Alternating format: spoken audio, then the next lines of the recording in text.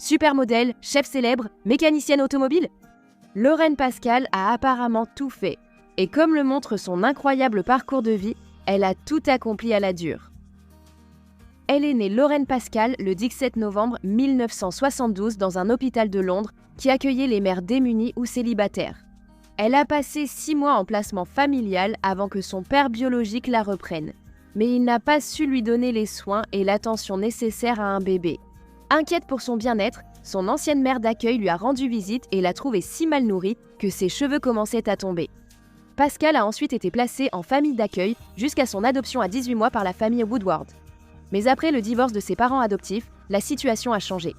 Sa mère adoptive, Audrey Woodward, avait des problèmes d'alcool et de dépression et a finalement remis Pascal au système de placement familial pour la protéger. Après 1 an dans le système de placement familial, cependant, Pascal a retrouvé Woodward.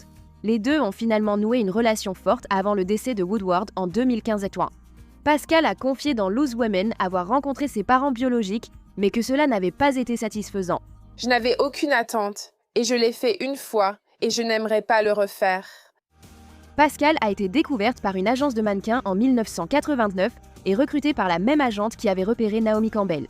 Pascal n'avait que 16 ans lorsqu'elle a commencé, mais elle était grande, mesurant 1,79 m.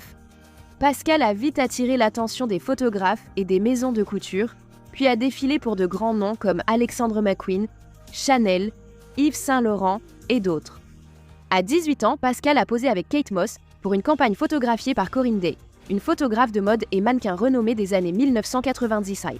À 21 ans, Pascal est devenue la première femme noire britannique en couverture d'Elle US.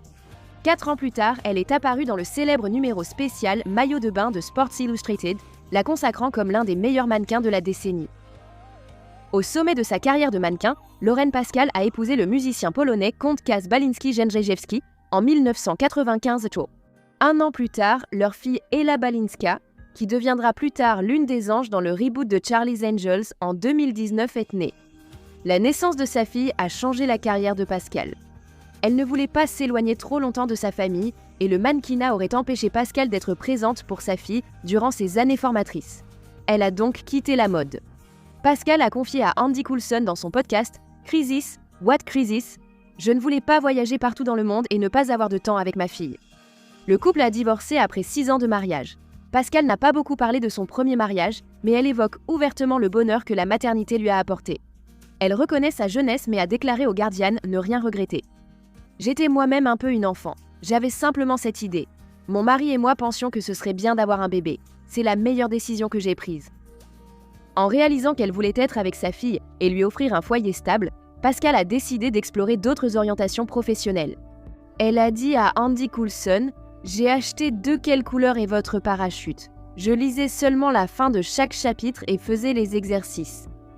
C'était du style « Note ce que tu aimes ou fais, puis indique si cela peut devenir une carrière. » Et c'est exactement ce qu'elle a fait.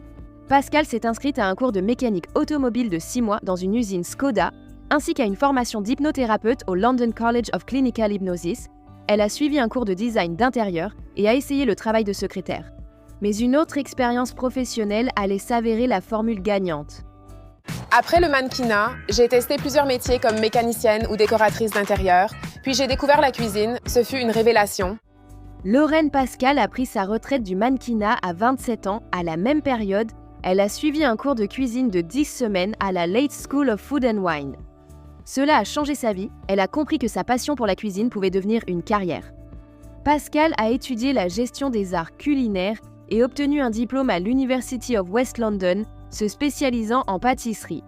Dans une interview avec The Guardian, Pascal se rappelle que son enseignante, Yolandi Stanley, avait mis sa classe au défi de faire preuve de créativité en cuisine. Elle nous faisait réaliser cette immense culture en sucre, ce qui n'est pas vraiment pratique. Cette expérience a influencé l'approche de Pascal en cuisine et pâtisserie. Elle a obtenu son diplôme avec mention très bien et sa spécialisation en gestion des arts culinaires a été précieuse pour sa carrière. Pascal a débuté sa carrière culinaire chez de grands noms de la gastronomie londonienne, dont le Mandarin Oriental Hotel et le Wolseley, célèbre pour son service du thé de l'après-midi. Elle a aussi gagné de l'expérience auprès de chefs célèbres comme Tom Ekins. Mais Pascal s'est vite rendu compte qu'il serait très difficile de concilier des journées de 18 heures avec la maternité. Et elle n'aimait tout simplement pas l'ambiance d'une cuisine de restaurant. Elle a confié au Guardian « Je ne suis pas très douée pour qu'on me dise quoi faire, disons-le comme ça ». Personne n'a tout compris, même les meilleurs plans échouent parfois. Pascal a cuisiné 1 an dans des restaurants avant de se reconvertir en pâtisserie. Pascal a postulé à la Hummingbird Bakery de Londres, spécialisée dans les gâteaux et pâtisseries américaines. 8 mois plus tard à peine, elle a décidé de se consacrer entièrement à la pâtisserie et a ouvert sa propre boutique de gâteaux dans le quartier cosmopolite et gourmand de Covent Garden à Londres. Elle l'a appelée Ellie's Bakehouse, du nom de sa fille. Parmi ses premières douceurs à la pâtisserie, il y avait des cupcakes Mojito et limoncello. Elle a aussi envisagé de proposer des cupcakes sans gluten avant d'abandonner l'idée. En 2008, après avoir été recommandée par le chef Marco Pierre White, elle a reçu la commande de réaliser des gâteaux de fête pour Selfridges. Elle a réalisé elle-même les 250 gâteaux. Pascal a déclaré « Faire les gâteaux de Noël a été le grand tournant. Les voir en rayon, c'était incroyable. » Après une brève apparition en tant qu'invitée dans la série ITV de 2008 de Marco Pierre White, Great British Feast, Pascal a été contactée par la BBC. L'émission Baking Made Easy a débuté en 2011. Pascal a tourné les épisodes dans une cuisine louée, sa propre cuisine étant trop petite pour l'équipe de production. Comme le titre l'indique, l'émission montre que la pâtisserie peut être simple. Pascal montrait au public à quel point il est facile de préparer des gâteaux et des pâtisseries, tout en étant attachante et naturellement sympathique. Le public de la BBC l'a vite adoré et l'émission a réuni 2 millions de téléspectateurs par épisode. Baking Made Easy a vite eu une suite, Home Cooking Made Easy. L'émission proposait toujours des recettes simples, accessibles à tous. Mais cette fois, Lorraine a mis en avant son expertise culinaire. En décembre de la même année, elle a également tourné un épisode spécial, Lorraine's Last Minute Christmas. Sa carrière télévisuelle était en plein essor. Après avoir dominé la télévision culinaire au Royaume-Uni, Pascal a accepté d'animer des émissions aux États-Unis. Elle est vite devenue la favorite de Food Network, co-animant et jugeant ses plus grandes émissions culinaires. Entre 2014 et 2023, elle a été juge régulière dans des émissions telles que Spring Baking Championship et Holiday Baking Championship. Elle a également été mentor et co-animatrice de Worst Bakers in America, aux côtés des chefs pâtissiers Duff Goldman et Jason Smith. Et Pascal est également apparue en tant qu'animatrice de la 2e saison de Bakers vs Bakers. Quelques années après ses débuts à la BBC, Pascal a animé Lorraine Pascal, How to be a Better Cook, où elle apprenait aux invités à préparer certaines recettes et à prendre confiance en cuisine. Avec le temps, l'attention s'est déplacée de la nourriture vers ceux qui la préparaient. Lorraine Pascal est devenue un nom connu dans tout le Royaume-Uni, non seulement grâce à ses émissions culinaires, mais aussi grâce à ses livres de cuisine très populaires. Pascal, auteur à succès, a publié de nombreux ouvrages, totalisant plus d'1 million d'exemplaires vendus. Son premier livre, Baking Made Easy, accompagné de sa première émission, et son deuxième, Home Cooking Made Easy, ont figuré parmi les meilleures ventes. Elle a ensuite publié d'autres ouvrages, tels que La cuisine rapide, fraîche et facile de Lorraine Pascal, et How to be a Better Cook, entre autres. Les recettes de Pascal sont souvent décadentes. Alors, dans un changement bienvenu, elle a publié Eating Well Made Easy en 2015 . Il proposait toujours ses recettes simples et emblématiques, mais cette fois, elle a privilégié la nutrition sans sacrifier le goût. Elle a déclaré à BuzzFeed « Parfois suivre un régime nuit à la saveur. J'ai voulu utiliser mon expérience de chef pour préserver le goût. » Je suis fière de ce livre. Manger sainement me passionne. Après son divorce, Pascal était en couple avec Jed Doherty, un cadre important du cinéma et de la musique qui a précédemment présidé Brit Awards Limited et a été à la tête de Sony Music UK et BMG Music Group. Ils se sont fiancés, mais le couple s'est séparé en 2013 après qu'il ait déménagé à Los Angeles. Pascal a rencontré Dennis O'Brien en 2018 à la salle de sport, où il a salué sa façon de se garer avec adresse. Plus tard, Pascal a confié à Vogue qu'elle adore les voitures, donc c'était une bonne première étape pour conquérir son cœur. O'Brien a fait sa demande le 5 juillet 2020 et le couple a prévu de se marier en mai 2021. La pandémie de Covid-19 a persisté et les restrictions sur les rassemblements au Royaume-Uni changeaient sans cesse. Ils ont finalement célébré un mariage intime à Chelsea Old Town Hall en juin 2021, entourés de leurs proches et de leurs amis les plus chers. Le grand jour, Pascal a descendu l'allée accompagné de sa fille Ella. You'll Never Walk Alone de Jerry and the Pacemakers a retenti pendant qu'elles avançaient, une chanson symbolique non seulement pour O'Brien, originaire de Liverpool, mais aussi pour Pascal et son parcours de vie jusqu'à présent. Comme leur liste d'invités initiale avait été réduite à 30 personnes en raison des restrictions liées à la pandémie, le couple a organisé une seconde cérémonie plus tard dans l'année.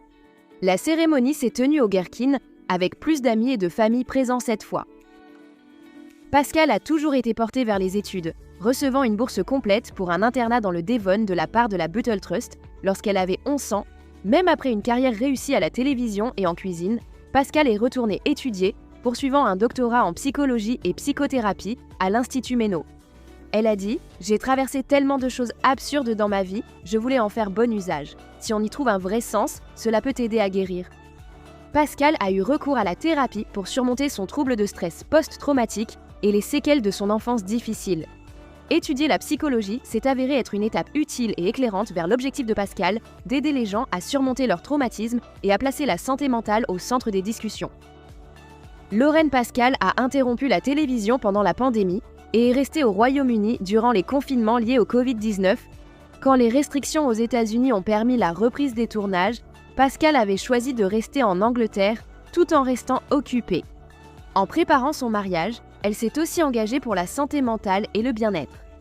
Lorsque Pascal a choisi de se concentrer sur les réalités de la vie à la quarantaine chez les femmes pour sa thèse de doctorat, elle s'est tournée vers les réseaux sociaux pour parler des difficultés auxquelles les femmes sont confrontées dans la quarantaine et la cinquantaine.